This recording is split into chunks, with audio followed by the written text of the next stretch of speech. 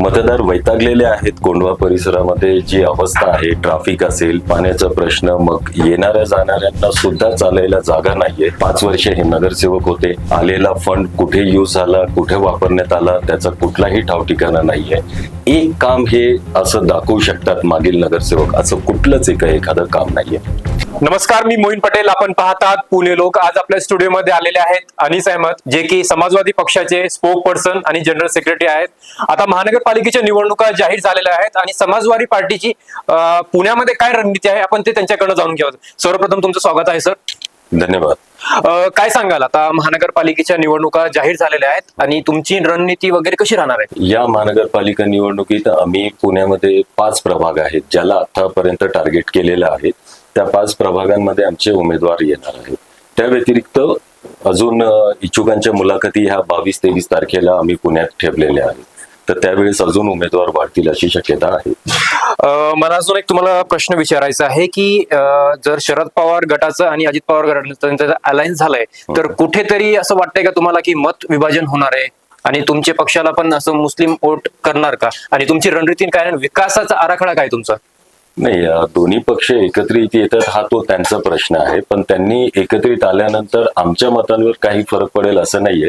उलट एकत्रित आले तर जो चाचा आहे वही भतीजा आहे हे लोकांमध्ये सिद्ध होईल आणि लोक त्यांना मतं देणार नाहीये. मतदार वैतागलेले आहेत. कोंढवा परिसरामध्ये जी अवस्था आहे, ट्रॅफिक असेल, पाण्याचा प्रश्न, मग येणाऱ्या जाणाऱ्यांना सुद्धा चालायला जागा नाहीये. ह्याकरता एकही पर्याय यांनी उपाय सुचवू शकलेले नाहीयेत आजपर्यंत.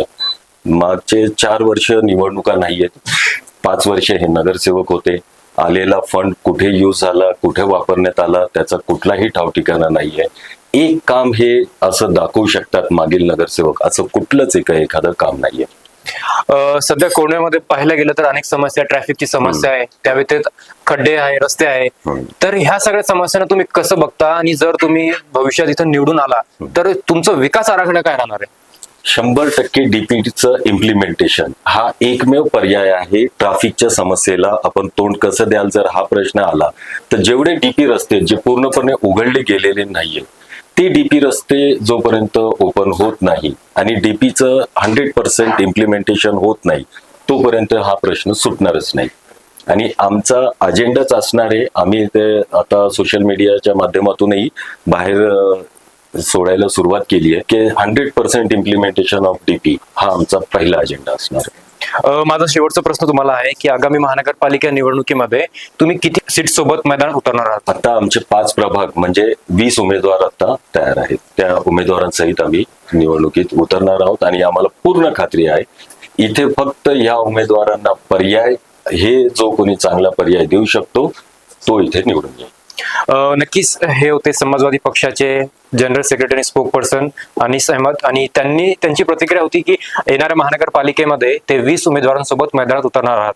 अशाच राजकीय बातम्या पाहण्यासाठी पाहत राहा पुणे लोक.